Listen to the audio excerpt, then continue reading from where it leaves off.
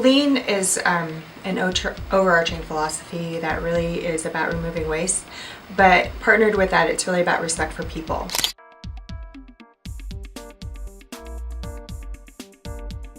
And I think that this team right here is a really good example of that. They have a supervisor that completely understands that concept and allows for experimentation within the group, which when you start allowing that experimentation and people, you have much more engaged employees. And so they're doing great things to improve their processes, but also they have a great manager that is building that culture. So one of the biggest parts about Lean is really that cultural piece, that respect for people. You set some goals and some objectives for your work group.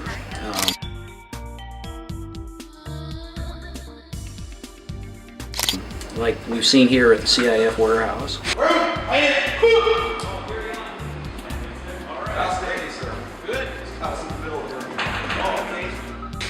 And then you get ideas from people. How do we do this better? And then once you've identified those ideas, you just kind of try and experiment with it. And so you do some value stream mapping, which sounds very complicated, but it's not.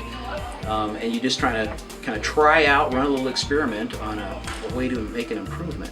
And then you learn from that. And sometimes it pans out, and sometimes it doesn't. And if it doesn't, that's okay. I'm not going to beat up on anybody for trying an idea and finding out that it doesn't work. The huddle has been very, very beneficial.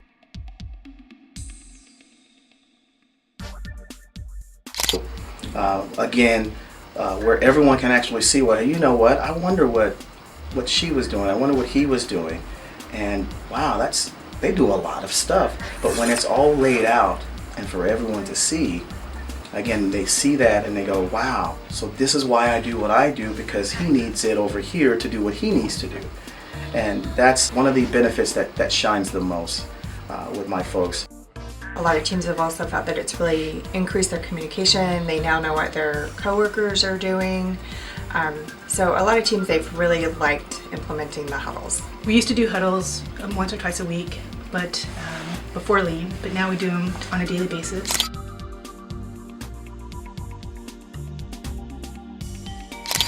And it affects me mostly because in my section, every day, something's different every day, like the quantities that I pull and pack. So it's nice that everybody knows what I'm doing and how much I'm doing, because then I can ask for extra help if I need it. And so everybody's kind of on the same page. And you don't have to go running after other people. They didn't know if you had a lot of equipment to pull and pack. They just already know. So, and then they can assign somebody to me right there at that point during the meeting.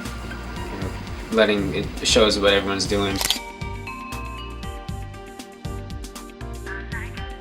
Keeps everything, being in the same drum. With the huddle board, when people show, you tell what they're doing for the day, and you got all your stuff done. You can always look at the board and like, oh, I can help my other teammate out. Help them out and get their tasks done for the day too. We know what each other's doing.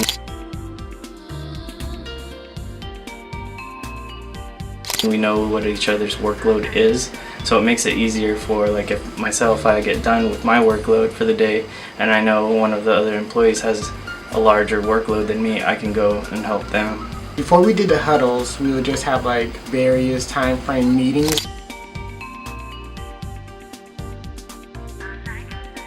If they weren't steered towards anything specific, we would just say what was on our mind and what was going on. It's in the aviation building. Oh, it is? Oh, yeah. On the second floor, Phil? Yes, second floor. Okay. too easy. All right, got it. Okay. We're gonna need to check with Lake. Whereas once we implemented the huddles, now it's focused on merely each person's individual job. So as far as pulling pack goes, she can tell us what issues the supply sergeants are running into when they go there, and we can address that and fix it.